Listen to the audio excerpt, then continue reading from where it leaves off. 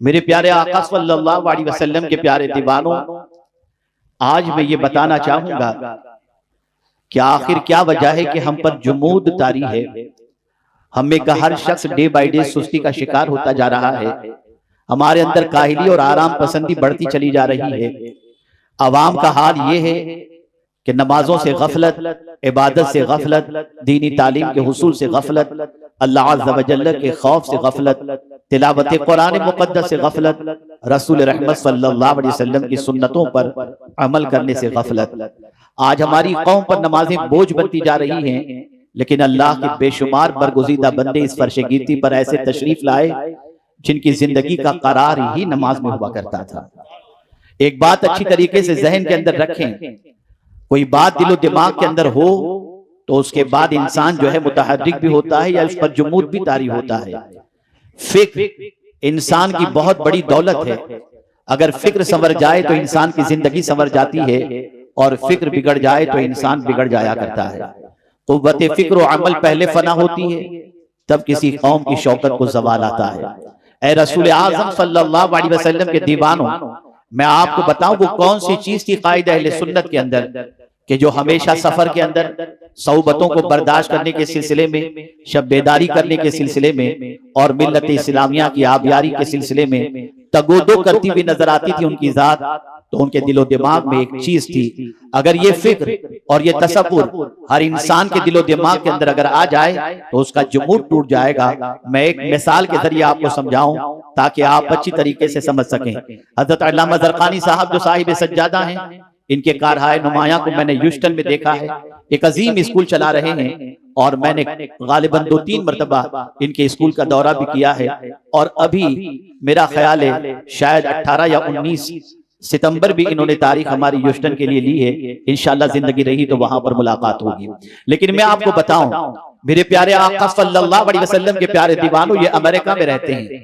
जब वहां से हिंदुस्तान का सफर शुरू करते हैं, या कोई भी अमेरिका में रहने वाला इंसान हिंदुस्तान के लिए आज़िम सफर हो, तो तवील मुसाफत की बुनियाद पर उसका जहन पहले बन जाता है कि मैं सीधा पहले बॉम्बे पहुंचूंगा या अपने शहर पहुंचूंगा तो 2-3 रोज तक तो किसी से मिलूंगा नहीं, जी भर करके आराम करूंगा। 17 घंटे का सफर, 18 घंटे का सफर या 20 घंटे का सफर, टाइम का फर्क, और इस तरीके से हवाई जहाज के अंदर तंग सीट पर बैठ करके इतना लंबा सफर तय करके पहुंचने से पहले इंसान अपना जहन बना लेता है। आप मुझे बताइए, लंबे सफर से पहले जहन तो ये था कि हम शहर पहुंचेंगे, शहर पहुंचने के बाद घर पहुंचेंगे और जी भर करके आराम करेंगे। लेकिन किसी शख्स के हवाले से, मैं साहिब सज्जादा की बात नहीं करता, कोई शख्स आज़िम सफर हुआ अमेरिका से और हिंदुस्तान इसी इरादे से पहुंचा, और जैसे ही वो एयरपोर्ट पहुंचा और एयरपोर्ट पहुंचने के बाद अगर उससे कोई कहे कि आइए घर चलते हैं, तो उनकी निगाहें सबसे पहले अपने बच्चों को तलाश करेंगी और वो पूछेंगे आखिर क्या बात है एयरपोर्ट पर मेरे बच्चे नहीं आए, आखिर क्या बात है मेरे भाई एयरपोर्ट पर नजर नहीं आ रहे। तो किसी कहने वाले ने उनको जवाब दिया,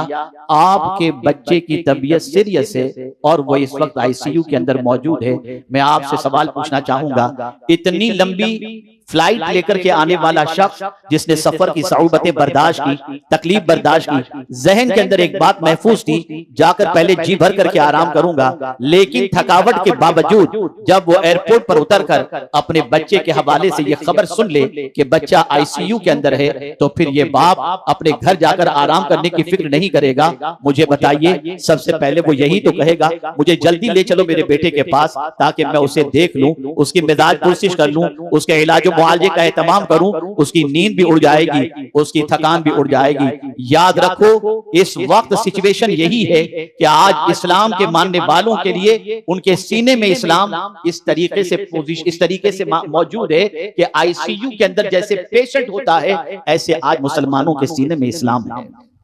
हालात बड़े खराब होते जा रहे हैं, हालात बड़ी तेजी से करवट लेते जा रहे हैं। मुसलमान इस्लाम पसंद तो कहलाता है लेकिन इस्लाम पाबंद नजर नहीं आता। आप जरा देखो, रईसुल कलम ने हमेशा ये देखा कि इस्लाम की शमा मुसलमानों के सीने के अंदर सीने से गुल करने की कोशिश की जा रही है और रातों दिन ये तगोदो की जा रही है कि इस्लाम से मुसलमानों का रिश्ता कमजोर हो जाए। इसलिए जब सफर तय करके आने वाला इंसान आईसीयू में बच्चे के बारे में जान ले तो थकावट दूर हो जाती है और सबसे पहले वो हॉस्पिटल पहुंचता है और वो आराम तर्क कर देता है।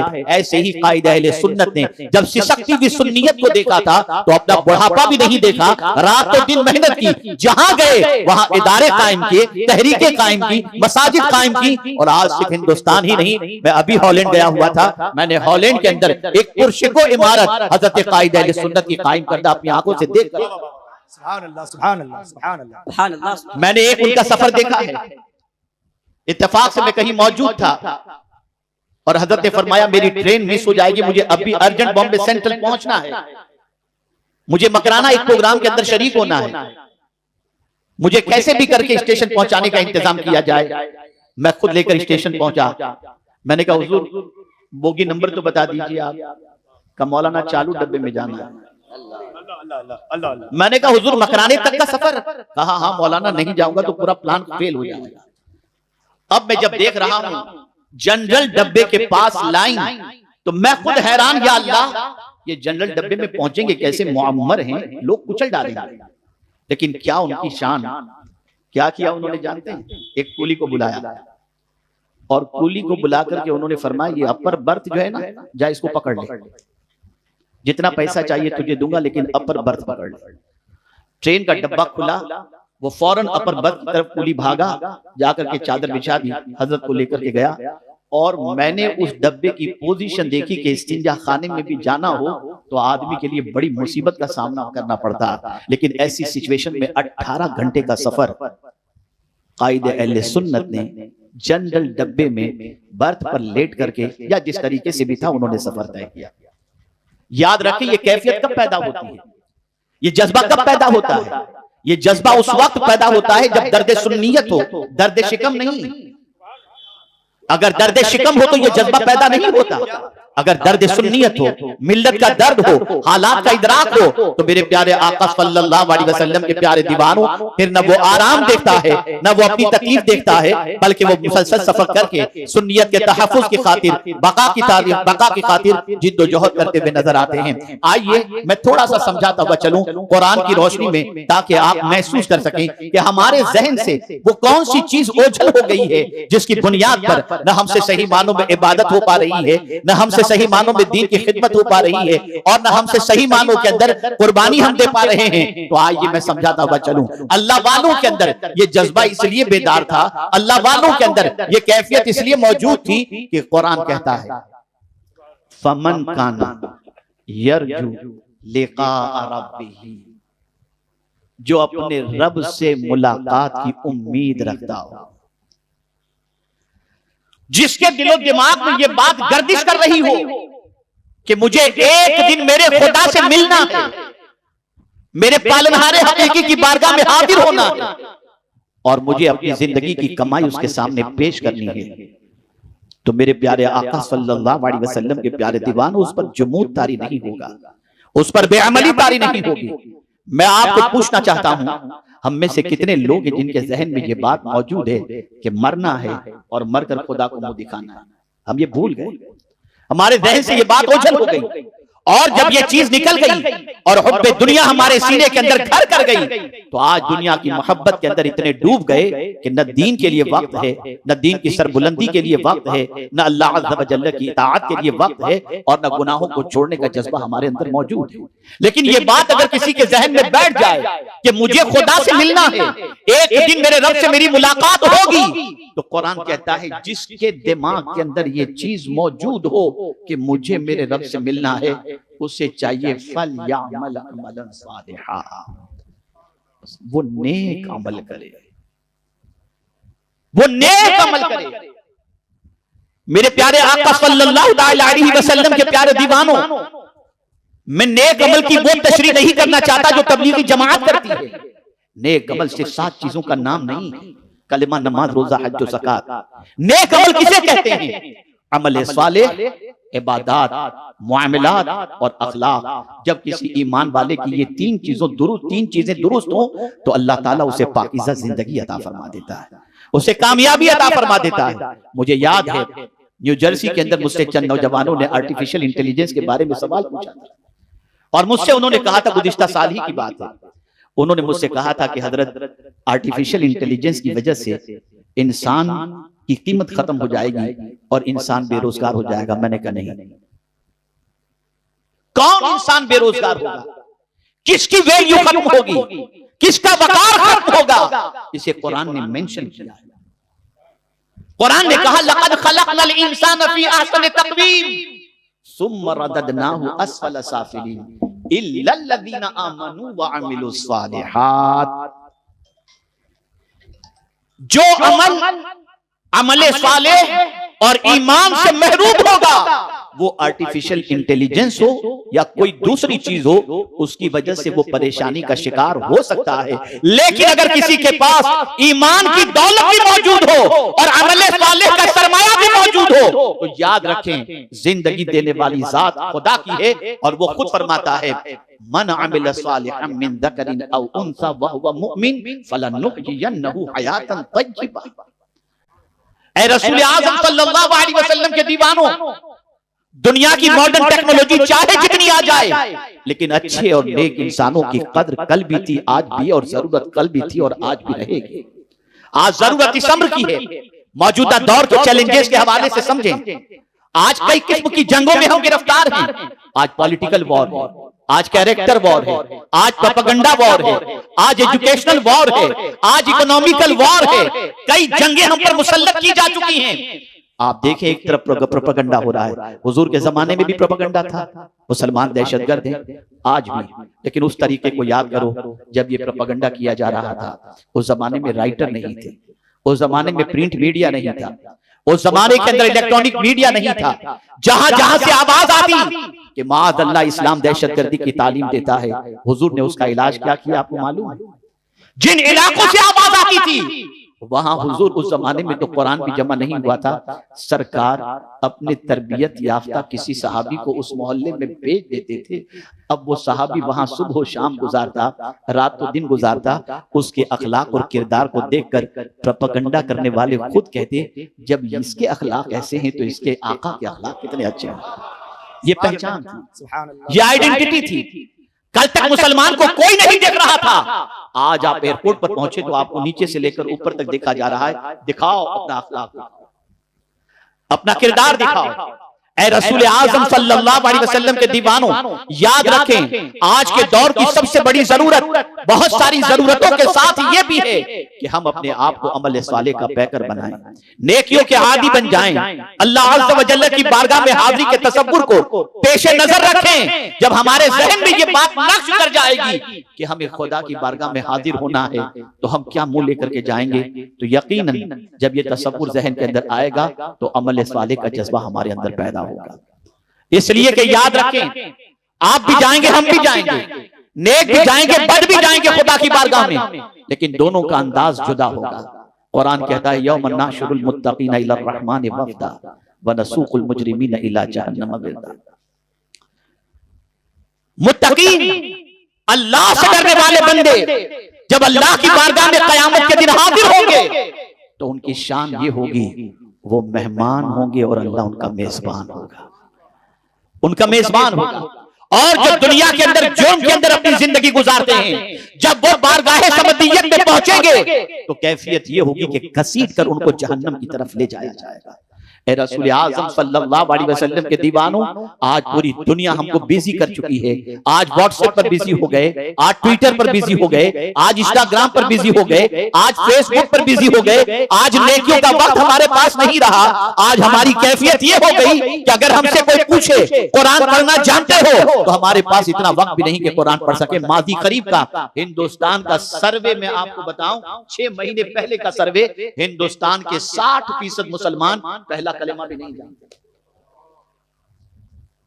पहला कलेमा भी नहीं जानते। और उसका तजर्बा हम लोगों को है, इस एतबार से है जब दूल्हे को निकाह पढ़ाते वक्त जब पहला कलेमा पढ़ाया जाता है पसीना निकल आता है उसका। ये कैफियत है। आप जरा सोचो, आप जरा अंदाजा लगाओ। मैं बरतानिया का एक वाकया आपके सामने पेश करूं। बरतानिया के एक मॉल के अंदर एक पैदाइशी मुस्लिम लड़की अंग्रेजी लिबास से बेतन किए हुए काउंटर पर खड़ी थी, और एक ऐसी खातून जो नकाबपोश थी, हिजाब सारी चीजें, वो जब आई काउंटर पर पेमेंट करने के लिए, तो पैदाइशी मुसलमान बच्ची ने यह सोचा कि शायद ये सऊदी से आई हुई है। तो उसने अंग्रेजी के अंदर उससे कहा, मेरी बहन तुम सऊदी में रहती हो, वहां पर इन चीजों की पाबंदी में कोई दुश्वारी नहीं है, हम तो यहाँ आजाद मुल्क में रहते हैं, हमसे मुश्किल है हमसे कि हम ये सारी पाबंदियां कर सकें। वो बच्ची थोड़ी देर तक रुकी, उसकी बात सुनी, और उसके बाद राइट एंड लेफ्ट देखा, और देखने के बाद जब कोई मर्द नजर नहीं आया तो उसने अपना नकाब ऊपर किया। जब देखा गया तो वो अंग्रेज औरत थी जो नई मुसलमान थी, नई मुसलमान थी। उस बच्ची से, जो पैदाइशी मुस्लिम बच्ची थी, उससे कहती है, मेरी बहन तुम्हें मुफ्त में इस्लाम मिला है इसलिए कद्र नहीं है, मैंने कुर्बानियों से इस्लाम हासिल किया है। क्या बात है, क्या बात है, क्या बात है, क्या बात है, क्या बात है। हमें मुफ्त में इस्लाम मिला इसलिए कद्र नहीं। अल्लामा ज़रक़ानी जानते हैं इस वक्त कि मगरिबी ममालिक में दुनिया इस्लाम पढ़ रही है, और इस्लाम पढ़ने के बाद इस्लाम पर सब कुछ लुटाने के लिए तैयार है, लेकिन हमारे मुसलमान को सिर्फ टीवी देखनी और रात को गंदी पिक्चरें देखनी। कौन पढ़ता है इस्लाम? हमारे पास इतना वक्त नहीं कि अपना दीन पढ़ सके, अपने नबी की सीरत पढ़ सके। खुदा के लिए अपनी सोच बदलो, खुदा के लिए अपनी फिक्र बदलो। और मैं बस एक आखिरी बात अर्ज कर दूं, याद रखें, जैसा कि अल्लामा ज़रक़ानी साहब ने इर्तिदाद के हवाले से अपनी पहली बात पेश की, मैं यहां बता दूं, चाहे हम हों, चाहे ये हमारे उलमा, चाहे कोई पीर हो, चाहे कोई शेख हो, चाहे कोई आलिम बाअमल हो, किसी को इससे बेफिक्र रहने की जरूरत नहीं। अगर हम सोचें कि नहीं हमारे बच्चे मुर्तद नहीं हो सकते, तो मैं कुरान की रोशनी में समझाऊं कि ये फिक्र रखना ये मुनासिब नहीं है। हमें हमेशा ये फिक्र रखनी होगी, चाहे हम कुछ भी हो, इसलिए कि ये फिक्र हजरत याकूब की भी थी। इज़ हदर याकूब अल मौत इज़ क़ाल लिबनीहि मा तअबुदून मिन बादी। जब हजरत याकूब अलैहिस्सलाम के विसाल का वक्त आया, तो उन्होंने अपने बेटे और पोतों को जमा करके यही सवाल तो किया कि मेरे बाद तुम किसकी इबादत करोगे। पता चला हर बाप को यह फिक्र रखनी पड़ेगी कि हमारा बच्चा हमारे मरने के बाद दीन पर रहेगा कि नहीं रहेगा। और हजरत याकूब अलैहिस्सलाम के बेटों ने जवाब में कहा, नअबुदु इलाहक व इलाह आबाइका इब्राहीम व इस्माईल व इसहाक इलाहन वाहिदा व नहनु लहु मुस्लिमून। ए रसूल आज़म सल्लल्लाहु अलैहि वसल्लम के दीवानों, हमें अल्लाह अज़्ज़ व जल्ल की बारगाह में ये दुआ करनी होगी, ए अल्लाह हम उस वक्त तक इस दुनिया से न जाएं जब तक कि हमारे बच्चों को दीन के रास्ते पर साबित कदम न दें। इसके लिए हमें मेहनत करनी होगी, मशक्कत करनी होगी, दीन के सिलसिले में जिद्दोजहद करनी होगी, रातों की नींद कुर्बान करनी होगी, दर्द पैदा करो, तड़प पैदा करो, जज्बा पैदा करो सुन्नियत के फरोग का, दर्द इस्लाम का, और अपनी नस्लों के अंदर इस्लाम को पहुंचाने का। अगर हमने ये नहीं किया तो याद रखें, सिसकता हुआ इस्लाम जो आज मुसलमानों के दिल के अंदर है, कभी भी इसका दिया बुझ सकता है। हालात बड़ी तेजी से करवट ले रहे हैं। अल्लाह रब्बुल इज्जत जल्ल जलालहू आक़ाए करीम रऊफ़ुर रहीम अलैहि तहिय्यतु व तस्लीम के सदक़ व तुफ़ैल हम सबको रसूल आज़म सल्लल्लाहु अलैहि वसल्लम की तालीमात पर अमल करने की तौफीक अता फरमाए, और हमें अमल सालेह का पैकर बनाए। और याद रखें, हुजूर कायद अहले सुन्नत जैसी शख्सियत ही के हवाले से आला हज़रत अज़ीमुल बरकत इमाम इश्क़ व मोहब्बत ने कहा था, तेरे गुलामों का नक्शे कदम है राह खुदा, वो क्या बहक सके जो ये सुराग लेके चले। उन्होंने इतने दिए जलाए हैं कि आज उन दियों से न जाने कितने लोग रोशनी हासिल कर रहे हैं, और शम्मे इस्लाम अपने सीने में रोशन करते हुए नजर आ रहे हैं। अल्लाह रब्बुल इज्जत जल्ल जलालहू कायद अहले सुन्नत को करवट करवट जन्नत के जलवे नसीब फरमाए, और उनकी मज़ार अक़दस पर अनवार व तजल्लियात की बारिश फरमाए। मैं बहुत मशकूर हूँ साहिब सज्जादा का, जिन्होंने मुझ जैसे हक़ीर को कायद अहले सुन्नत अवार्ड अता किया। अल्लाह ताला इन सबको दराज की उम्र बिल खैर अता फरमाए, और हम सबसे वो काम ले कि आला हज़रत अज़ीमुल बरकत इमाम इश्क़ व मोहब्बत ने जो कहा, काम वो ले लीजिए तुमको जो राजी करे, ठीक हो ना बेरज़ा, तुम पे करोड़ों दुरूद।